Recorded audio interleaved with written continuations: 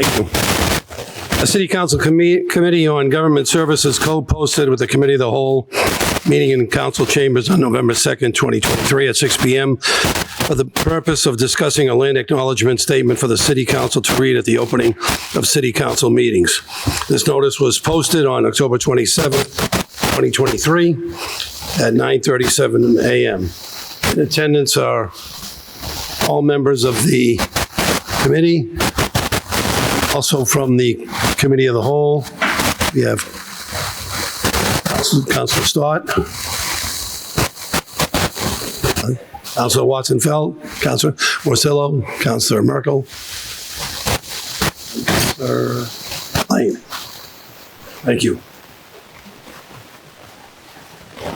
First, I'd like to acknowledge Councilor Hapworth for bringing this into committee last year.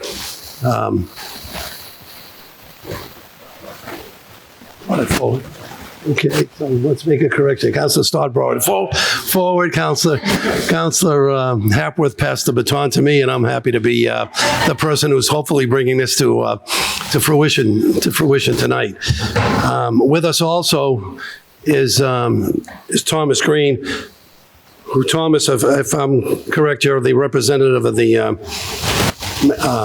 Massachusetts tribe. You're the spokesman for the tribe. We made you a panelist, and I would probably the easiest thing to do is to introduce you and then have you go into the history of what Salem was like a long time ago, before the settlers came, and also how this land came to Salem. So if you don't mind, Thomas, I can turn it over to you.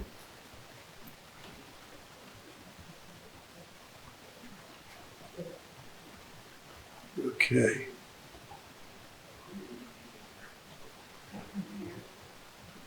Well, Thomas, hold on a second, because we can barely hear you. Hang on.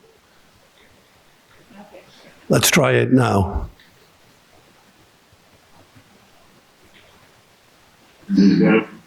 Yes.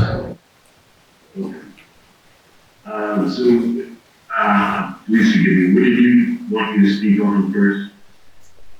I'd like for you to give the council and the public that's in attendance a little history on what life was like before Salem became Salem and how Salem became to be. Give us a little history lesson on what happened. Okay, so prior to Puritan the area that is now Salem, it was a seasonal fishing village. It would have been where the Nominee band would have been at during the warmer weather. If I'm being totally honest, I'm not exactly sure where the winter encampment would have been, but now that I'm unsure of it, that's something that I'm going to find out. The Pawtucket band, just prior to colonization, or when the Europeans arrived, was run by a man by the name of Nana. Now, Nana, his sanctionship stretched traditionally from Cape Ann to about where Cape Cod is. During his life, or just before the end of his life, he was engaged in an age-old war avoiding the same village campaign with the Abenaki to Philip. And he had been winning taking territory. And if any of you have seen an old of the Massachusetts Bay Colony back in the early 1600s, you'll notice that the boundary goes all the way to what's called Maine now. And that's because that's where Nempeshawit's relationship was at just prior to his death. That being said, it had grown because he had been winning battles and taking territory from Cape Ann to about what is the Maine. So after his death, a lot of things that he was today, his wife,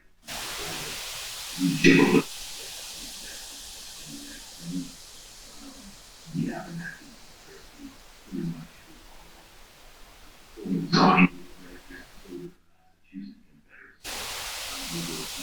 had grouped together specifically.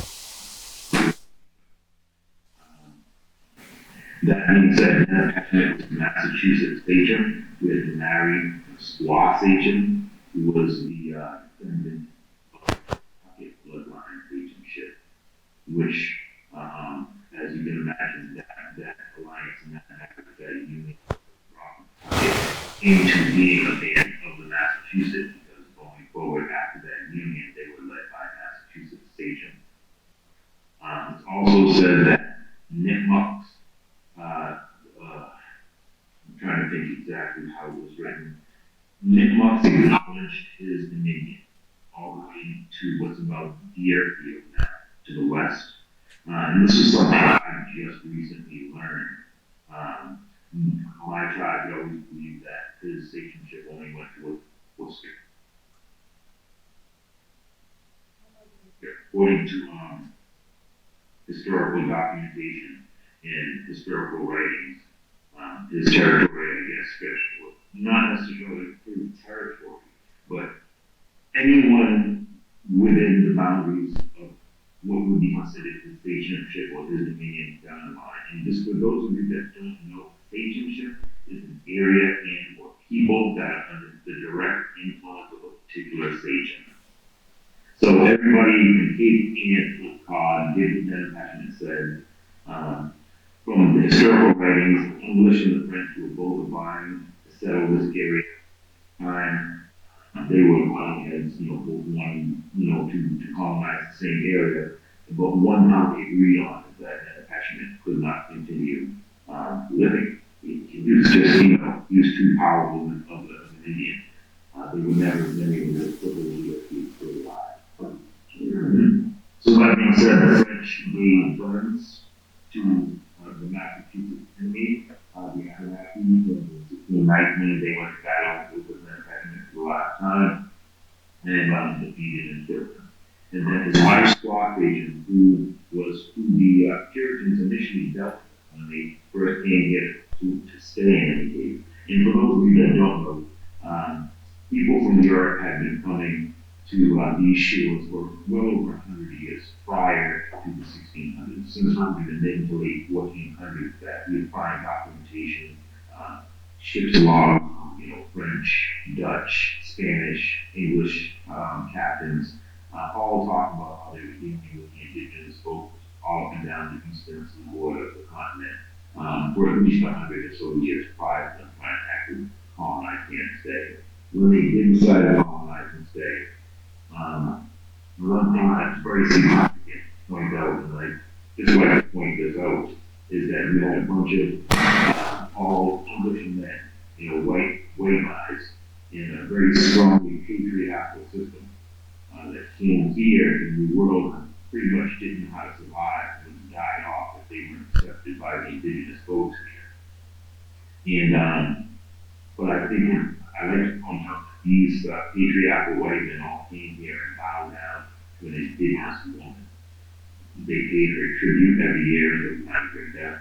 John Winthrop entered into an accord of mutual assistance and protection with her, as did Chickatawbit and the province to the south. When Squash agent died, or just prior to her death, she had went to Framingham, Native, and constantly passed away there and was buried somewhere in the vicinity. He had heard two older sons, one Aquaman and Montawappet. They both would have inherited the right to divide their parents' citizenship into threes, which they did for some time. But in 1633, both Montawappet and one Aquaman were both killed by the second smallpox epidemic in 1633, which only left one remaining descendant, which had been Winnipoikin. He was the youngest. He didn't die in 1633, but the smallpox epidemic did take his nose. The English called him No-Nose George for the rest of his life, because he was pretty messed up. And then Winnipoikin was pretty much the one that was responsible for deeding most of the lands that settled around the North Shore and his offspring as well. The offspring that he had, his kids and little kids, conveyed a lot of land to English as well. And it's important to point out this is something that I also just recently found out that Leonard Boykin was actually with Medicom or King Philip. He was on King Philip's side, and because and I don't know if he actively took part in the war, but I know he did support King Philip, and because he supported him after King Philip's war, he was captured, sent to slavery to Barbados, somewhere between 8 and 9 years. Which at that time, after that 8 or 9 years, the Apostle John Eliot intervened and petitioned the Dorchester proprietors to bring him back, which they did. And they brought him back so that he could speak more English. So I know that one of the things that I had been asked to talk about, and this kind of leads me into what I was just speaking about, is in the land acknowledgement, one of the points in question were regarding Salem's deed and whether we should be calling Salem in the land acknowledgement unceded land. Now, from what I've told, or the history that I've told from people, is that yes, a lot of these lands were conveyed by the indigenous. But if you understand the circumstances around the conveyances, by the time the deeds were actually being conveyed to the English, the legitimate deeds, and I mean, they are legitimate deeds by English standard, but the English were there. It's almost like if you have a squatter that you know has no intention of leaving, that says, hey, I'm not going to leave, but I'll give you something, in compensation for me staying here, but I'm not going to leave. And that's pretty much how it went. The English were there. They weren't moving. After about 20 or 30 years, they outnumbered the indigenous. Even before they outnumbered the indigenous, they had technology that, even though the indigenous had larger numbers, their technology leveled the playing field. They had cannons, they had guns. They understood, ways of healing themselves that indigenous folks didn't know. So in any case, they pretty much always had an advantage. But up in for the first 10 or 20 years, the indigenous folks still outnumbered them. So they had to give them their due respect. But after that, the English pretty much outnumbered the indigenous population. So wherever they were, they would treat them fairly by what they consider to be fairly. Now, keep in mind, here's a bunch of ungodly savages that has no clue how to manage the resources that God has blessed them with. So it's up to the English to handle that for them. And this is the mindset that they had. Also, keep in mind that these Puritans that were here, a lot of people are under the misconception that they came here because they were fleeing religious persecution. They did not come here because they were fleeing religious persecution. They found religious freedom in Holland, and they settled there for quite some time before they decided to come here and colonize. They came here to colonize because they wanted to make money. They wanted to exploit the resources, and that's exactly what they did. One of the first things the English did when they moved here, it started exporting timber back to England. Everything was built out of wood in England. They burned wood for fuel. It was pretty much deforested. They had no more wood. So the wood that was here in the New World was worth its weight in gold. And the Puritans that came here to colonize, that's what they came here for. The name of the English government that was here during the early 1600s were the Dorchester proprietors. They weren't, even down in Plymouth. Plymouth had colonists. They were there for religious freedom. I'm sure they exploited the indigenous as well. But the English that were here, the Puritans that were up on the North Shore and in the Boston area, they came here as a business venture. They came here to make money. They came here to acquire land and to acquire resources that they could exploit. And it's already 6:30. I don't want to occupy too much of this meeting with everything that I've said. If I could just ask if anybody has any questions or if there's anything that anybody would like me to elaborate on anymore. Thomas, I'm going to read the a land acknowledgement statement, then I'm going to open it up to the city council members for discussion. And then after that, I'm going to ask the public if they want to have any comment also. So if you don't mind staying with us for a few more minutes, maybe you'll be able to help us out a little bit later on. Okay. So the land acknowledgement statement reads as follows. The Salem City Council honors that this land is Numke, or fishing place, where generations of Numke people from the Pawtucket Band of Massachusetts tribe lived and passed through for centuries. We acknowledge that this is unceded indigenous land and also acknowledge that Massachusetts tribe will continue to honor and hold this land into the present. Salem City Council is committed to having ongoing, meaningful dialogue with the indigenous peoples who have presence in Salem in order to dismantle the legacies of oppression and inequities that persist today. That's the end of the statement, and this was something that took months and months to come to agreement between all the different people involved, including our city solicitor. With that, I'd like to open it up to the city council members. Councilor Hapworth. Thank you, Chair Prosnewski. And thank you, Thomas, for your partnership with the city of Salem. Just appreciate all of your guidance through this and the Massachusetts tribe. This goes back more than a year ago when Councilor Riccardi Councilor Stott brought it forward. If you could talk, Thomas, one of our initial conversations was with Elizabeth Solomon, also of the Massachusetts tribe. And she had mentioned some history around land acknowledgements and how it was something that initially members of the indigenous community were excited to see. And that as time went on, in some cases, they viewed some of those acknowledgements as performative, but that it really mattered what relationship the local tribal members had with, or the tribal council had with whatever local government they were dealing with. And she mentioned some of the partnership that she had seen with the city of Salem that she felt, in her words, that we were sort of a model community in the way that we engaged with members of the indigenous community. Are you able to talk through what you know of that relationship and some of what you've done? I know around the fish weir and some of the work you've done with Salem Public Schools. If you're able to talk through some of that, because I think that provides some good context for why we're doing this and what this could be going forward. Sure. Well, first, I'd like to say that you are correct in every regard, all the points you just spoke of.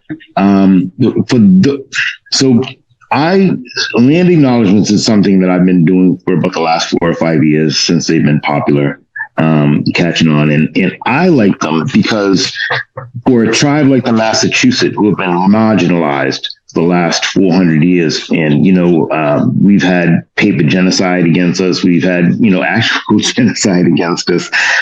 So for a land acknowledgement, you acknowledge the original indigenous inhabitants, just acknowledging that they were there, that was their home, that they stewarded those lands for thousands of years for the future. That's why indigenous people take care of the land, not for ourselves, for the future. It's kind of crazy when you think about it, but indigenous folks like to plan 7 generations ahead. We want to make sure that the next 7 generations after us are going to be okay. And if we can, feel like we've accomplished that goal of making that kind of security, then I think any indigenous person feels like they can pass on happy in knowing their worth. But that being said, one of the most, something that you mentioned is one of the most important components to a land acknowledgement is actually adding into it the fact that you want to have an ongoing relationship, build a relationship, with the tribe, have the tribe do things collaboratively with, the town, the city, the organization, whoever is writing the land acknowledgement. Now, for those of you that don't know, Salem has been way ahead of the curve for half of my life, just about. The Massachusetts have been working with the city of Salem for, I think, a little over 20 years now. So before, working with the indigenous population, before, welcoming the indigenous back to their Aboriginal home was a popular thing to do.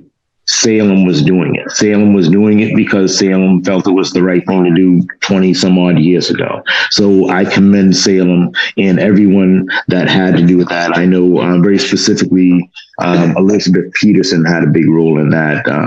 Our Power, Elizabeth Solomon, our Sagamore, for quite some time have been working in Salem and doing what we can to connect with the communities in Salem and introduce our culture, our history, what our history was here. We've been doing these things in Salem. So yes, Salem is actually, and I say this to the folks that I work in Salem all the time, you guys are literally a beacon of light for all the other communities around you. All the other cities and towns around you have been scrambling, trying to play catch up.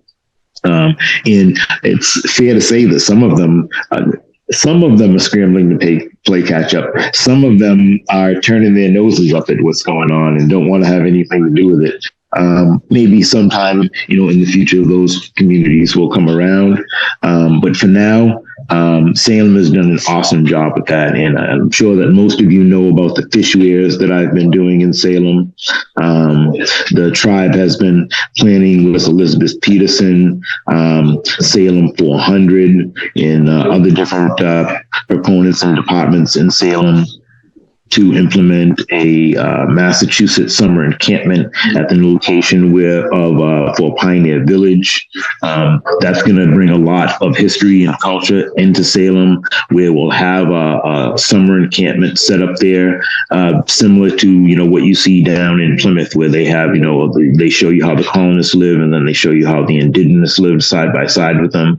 And it's going to be great to do something like that in Salem, where people can come and see how the people of the Namkeet Pawtucket, operated in that area, with fishing weirs and smoke racks and, their summer homes all set up there where people can see the processes that, the indigenous went through to, both secure and preserve the bounty from the ocean, as well as the stuff that they had in their planting fields. Because, and this is something that I think I haven't touched on enough in Salem, but there was vast agriculture there prior to, the English coming and occupying these lands. And this is one of the reasons why the English wanted to occupy these lands, because the infrastructure for their new world order is already implemented. I mean, they had settlements already established and cleared. They had fields already cleared for agriculture. They had pathways that were hundreds of years old, worn between all of these different things in different villages. So all the English really had to do is move in, modify, and pick up where the Massachusetts that had been killed off pretty much had left off. And that's what they did. They didn't come here to some wild, untamed land. This land was very much tamed. The Massachusetts were fishermen and farmers, and the English moved in, and that's what they did. They started fishing and farming. And suffice to say, also, they started fishing and farming because of the help of the Massachusetts, is why they survived, why they thrived, why they made it. And then, in return for that, we were marginalized and, dispossessed of our land and our culture and our language and our traditions. I'm sure that a lot of people hear Indigenous rally cries where Indigenous say that we are the land. And you have to understand that that's very much the truth. Every single one of you that has a garden in your backyard, that's where my ancestors have laid to rest for thousands of years, that they are the land and I am part of them and I am the land. And that's what Indigenous folks mean when they say that. Does that satisfy what you were looking for? Or I know sometimes I get off topic a little bit if there's something else that I didn't talk about. That's perfect, Thomas. And thank you for everything that you do with the city of Salem. Just wanted to just to center us all on the relationship that the city's had with, and it could certainly there's room to grow on that relationship. But just want to appreciate everything you all are doing right now, and the folks in Salem who've built that relationship with you all. Thank you.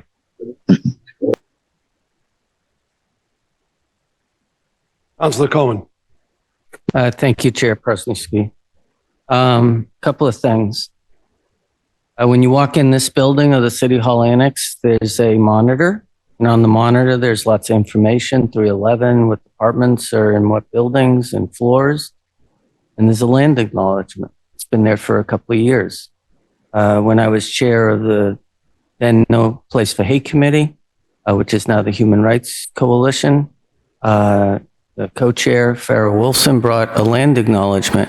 And you can correct me if I'm wrong, Chair, but I think we read that land acknowledgement for about 7 or 8 years consecutively. And people from the community didn't complain about that because of the importance for us to recognize history. And to Thomas, the Massachusetts tribe, and all other indigenous peoples who have lived here and currently reside here, I'm personally sorry.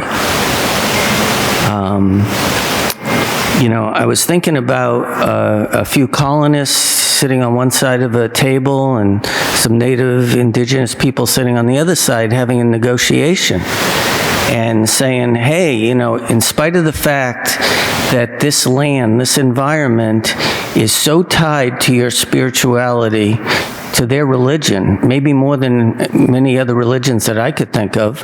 And they said, hey, we got like this tin of tea, and maybe you could just leave the land and leave it to us. And that's kind of what bothers me about some of the comments that people have made, is that a sovereign nation, culture, that there's an assumption that those people just signed away their land and went somewhere. Where did they go? So I'm personally offended by some of the comments, as the concept that any culture, sovereign nation would sign away their land and leave when they've been in this space for so many generations. And so I'm really proud that our city council is going to have a land acknowledgement that really recognizes the historical facts of what happened. This chamber is really significant. What we did last year, some of the councilors, like Councilor Merkel and Varela, made a motion, and we moved Andrew Jackson portrait out, and we have a beautiful portrait of an Indigenous person in this room. So I'm very proud. I'm just saying that to know you, Thomas, and that we would stand up and do what's right according to the history of our community. It doesn't deprive us of anything that we have now. We're not giving away the high school or Shetland Park or anything else. We are just recognizing a historical fact that encumbered so many people who lived here for so many years. Thank you. Thank you for those kind words. And I just want to say, don't be sorry. The mindset now is a million years from what the hypothetical materials that first occupied this land are. And like I said, I commend all of you in Salem with a long-standing relationship that you have had before it was a popular thing to do. So I thank and commend all of you. Councilor Merkel. Thank you, Chair Prosnewski. Not being a member of the committee, I just want to say that I do support having the land acknowledgement. I think it is in keeping with our efforts to acknowledge our history, get it right, and as we heard, continuing our relationship with our Indigenous populations, and as the land acknowledgement says, dismantling the legacy of oppression. As was mentioned, we had over 370 elementary school students from the Salem Public Schools got a unique education experience about how to construct historically accurate fishing weirs in the age-old Indigenous technology, and the portrait. We had a flag raising yesterday, and yes, the Andrew Jackson portrait removed, and I do see this in line with our efforts to continue in this direction. Thank you. Councilor McLean. Thank you, Chair. Also not being a member of the committee. through you to Thomas. Thomas, thank you. Thank you for sharing some of that history with us. It was very educational for me.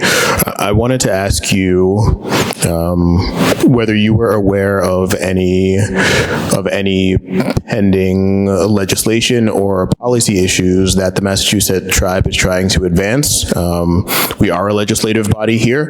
It is great that we have this sort of ongoing partnership at the city level, but we do from time to time find moments wherein there are policies that we think are ones we would want to see advance in other bodies of government. And so I'm curious if you know of anything that is a priority that the tribe is working for or has as a goal that would be sensible for us to receive information on, or that our support would be impactful for. Yes, thank you. That's a very good question, and thanks for asking.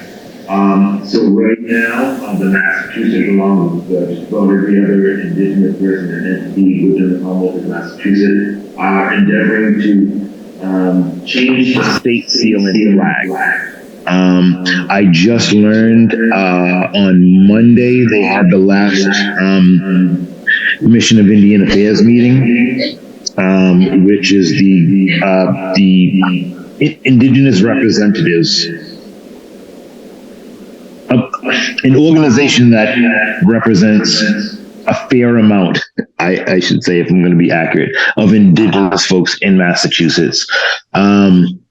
The Commission of Indian Affairs had a meeting about it, and according to the indigenous vote, most indigenous folks just want to see the language that's on the seal and Miles Standish's broadsword and arm removed. For those of you that don't understand the symbolism of that, you have on the state seal and flag a Massachusetts indigenous man. And then above this Massachusetts indigenous man, you have Miles Standish's arm and broadsword symbolically oppressing him above him. The indigenous person was depicted with his arrow in his left hand pointing down in submission. And we want to get rid of that oppressive and disrespectful symbolism. But everything else, indigenous folks want to keep, as well as the, come on over and help us stuff. That's all a bunch of hooey as well.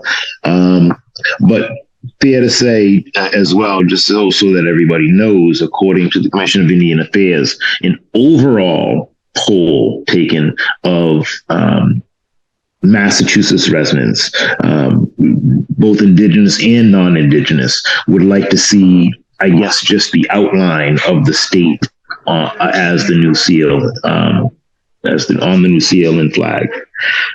Just FYI for that.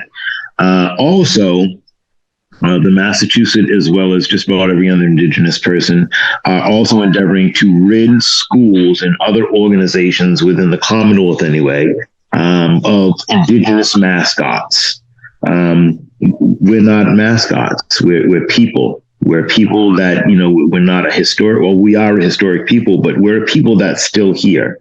And a lot of communities will say that they are trying to honor their indigenous past, or the indigenous, the original indigenous inhabitants of that place, by using them as a mascot. And one of the things the indigenous population has been trying to get out there is to these people that you're not honoring us, you're disrespecting us doing that. We're not something to be made light of, to be made fun of, to be, used as a symbol of conquest or competition. It's just not a good representation of indigenous folks. We're not all a bunch of fighting warriors, go around scalping people with tomahawks. It's just disrespectful. So we're trying to get rid of that. Also, in collaboration with the Commission of Indian Affairs, they are trying now currently to get tribes like the Massachusetts who can prove they are who they are. There's a lot of indigenous people, families, tribes, so on, in Massachusetts who say they're indigenous, and I can't, most of them I couldn't say whether they are or they aren't. But if you can prove you're an you're an indigenous tribe, if you can prove you are who you are, the commission is trying to get some kind of state recognition or official state relationship between those tribes and the governments of the Commonwealth. That is something that, maybe we can use support with as well. But I think those are probably the three top things. Another thing for my tribe specifically is this. We don't have a home. I know that, and for those of you that know me, I descend from the Neponset band of Massachusetts, not the Pawtucket band of Massachusetts. But the problem with the Pawtucket band of Massachusetts is they were killed off. They were literally killed off, and those that weren't killed off fled for their lives so they wouldn't be killed off in one way or another. I am very hard pressed to find any indigenous person who even claims to descend from the Pawtucket band, which is very sad. Which leaves the Neponset band, I guess, pretty much to represent the whole of what was the historical Massachusetts Confederation. But that being said, the Massachusetts we don't have a tribal home. I know that we've been offered like offices and stuff like that in different cities and towns within our ancestral territory, but we don't have an official home. And this is another reason why I'm very excited about having a Massachusetts summer encampment in Salem, because even though, it's going to be a tool for education, for both cultural, historical, all kinds of aspects of educating the general public on the indigenous history here can be implemented there. But it also kind of, even though it's a facsimile, it gives us a home. It gives us some place that we can say, hey, we were here, and this represents us when we were here living the lives that we lived prior to European intervention. And even though it's not an actual home, it'll actually be the closest thing that the Massachusetts tribe has one. And it's fair to say we do have some actual unceded land in Canton, Massachusetts, which was once Ponkapog as a town, as a praying town. But out of the original 6,000 acres that the Dorchester proprietors decided that they would let us keep of our Aboriginal homeland, we now possess 9. And it's also been, I'm not exactly sure how or why to solve stuff that happened before my time, but for some reason or not, we're not allowed to build on it. So those are the things that the Massachusetts are, I guess, involved with. And if any of you had any way to support any of those endeavors, it would definitely be greatly appreciated.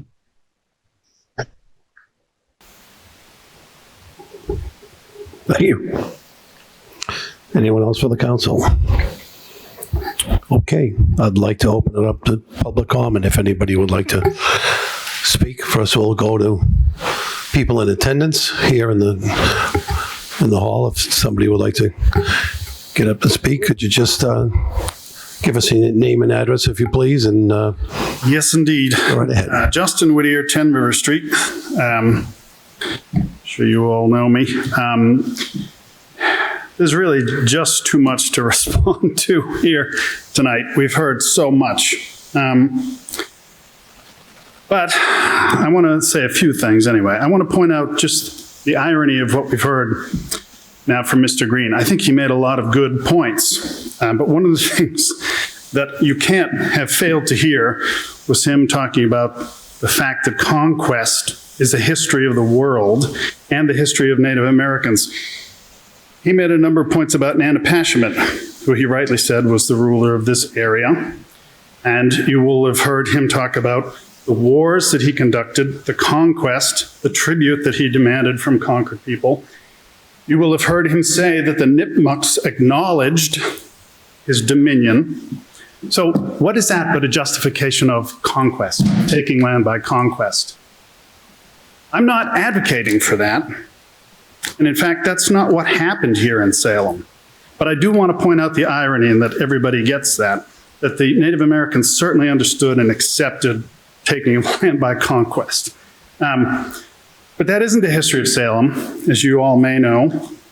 Sadly, as you rightly said, there were contacts with Europeans for at least 100 years before that. There was an infection of disease, no one knows exactly what it was, that largely wiped out the Indians that were in this area, sadly, Native Americans. So when people got here, they found a land that was largely empty. They made alliances with, and the English crown required that all land sales that occurred happened through the crown, were approved by the crown. Land was not taken for a tin of tea. And in fact, Nanapashamet, and through him Winnepoikin, and through him those descendants that were mentioned already, did indeed sign the deed, and it used to reside here in the chambers, and were compensated for it. Now, you can argue about whether that compensation was just, whether there was any option for them. But you know, it's worth bearing in mind that the English didn't have to give them anything for it, but had a sense of fairness and wanted to compensate them for that land, and they accepted that. Now, sadly, that is the way of the world. But to issue this statement and to read it at the start of every council meeting would falsify the history. We would be complicit in a misrepresentation of our history. It's not true that the land was unceded. It's not true that this somehow, people conflate what happened here with some of the worst abuses that happened in the western part of the country and the conquests that happened there. Some terrible things there. But we should not conflate those things. We should not confuse them. We should have an accurate representation of our history. And if we're going to read anything at the beginning of every meeting and reinforce it, it should be that. It should be accurate. Note that this was the land Namkeg that the Indians fished here, that they honored the land, all that. I think that's great. We should do that absolutely. But we shouldn't falsify the history. Thank you. Thank you. Any, Can I ask that gentleman a question? it's just public comment, Mr. Green. I'd just like to, it's not a discussion. I'd just like to get the other public comments from the folks out here, give them a chance to come up to the microphone if anybody else has anything to say. Thank you. Okay. Good evening. Thank you. My name is Alyssa Rose Martin. I live at 12 Buchanan Road. I think, so I moved here 8 years ago. I think the history that is so often told completely ignores anything that we just heard from Thomas. We have so much work to do, I think, in order to tell a correct and complete history of the Massachusetts and other Indigenous connections to this land.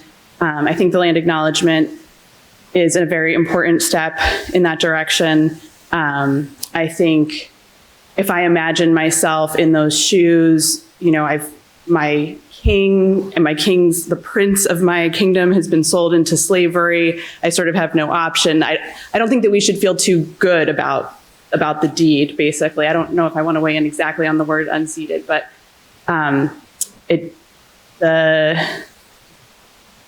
this is a difficult history, and one that actually I'm glad that folks are out tonight and engaging in this. I think we have a chance with the land acknowledgement, in addition to be a chance to building relationship, it's a chance to better communicate with each other and figure out a way to tell a synthetic history that incorporates a history that has been too often, like we like to pretend that it all started in 1626, and I think we're moving forward from that, and I'm excited about it.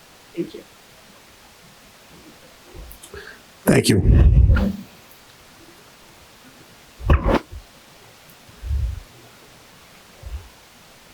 Hello, everyone. I'm Regina. I'm the Diversity, Equity, and Inclusion Director.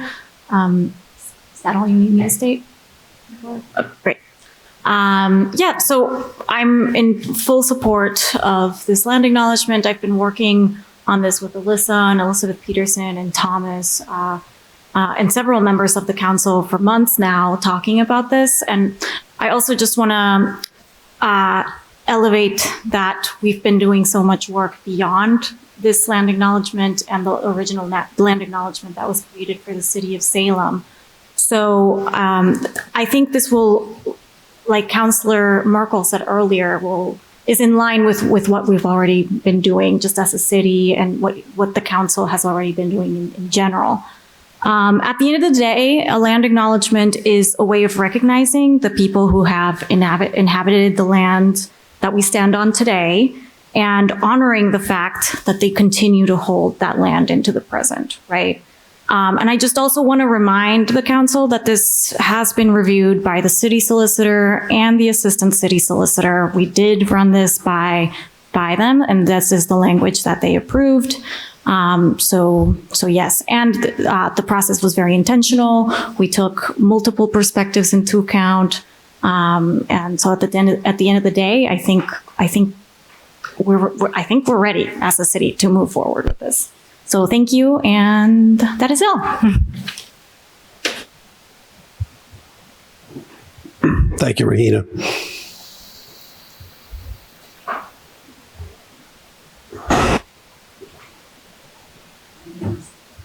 Ann Whittier, 10 River Street. I'm a really bad public speaker, but I just want to say, thank you. I mean, I think that there are two different things going on here, and they're both really important. One is an idealistic side, the other is the practical side.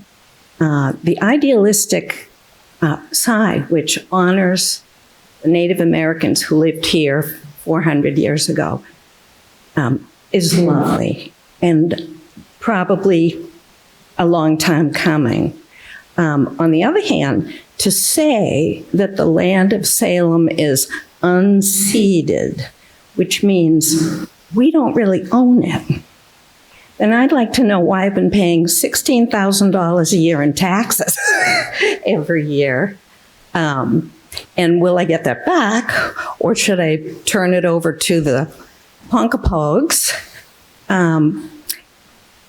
Anyway, I'd also like to know who wrote this statement. I'm thinking maybe this lady. Did you say you did? No. So if someone could answer that, I'd like to know that. Thank you. Thank you. Polly Wilbert, 7 Cedar Street. I'm not sure where this all originated, but I would suggest that the verbiage that's in the document that you're discussing tonight needs to go back and be redrafted. I don't think that what it says is what you're trying to convey. I think you've gotten off a little bit in a wrong direction with the actual wording in the document. I'm not sure when it was posted. I know that the agenda item was posted, but the backup document I think was more recently added to the record. I don't think that most of the community understood what was being discussed, and I think that you need to really parse what that language in this document says, because I don't think it's what you're intending and discussing here tonight. Thank you.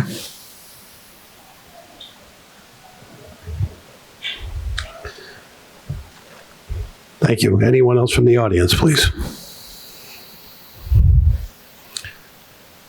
I will now check in Zoom land, and I do not see anyone with their hand raised in Zoom land.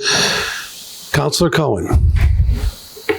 Thank you, Chair Presnewski. I'm going to make a motion, but before I do, I want to say that we can't be right if we're not just. And that was brought up.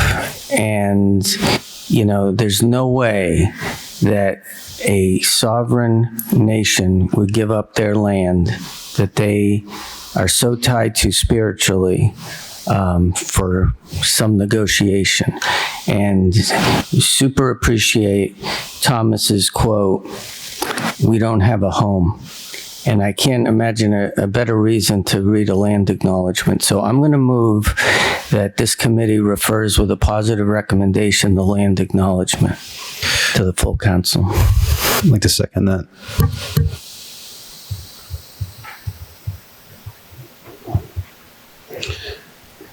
Councilor Cohen votes that we approve of the positive recommendation to the city council, this land acknowledgement statement. I'm sorry, Councilor Hapworth.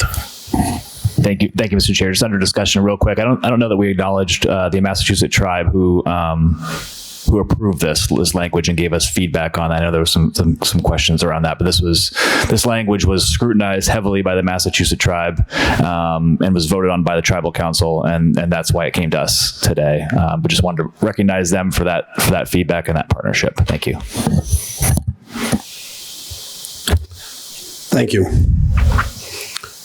Anyone else? Councilor Cohen moves to approve to give it a positive recommendation to the full city council meeting on November 16th, seconded by Councilor Varela. We'll do a roll call vote.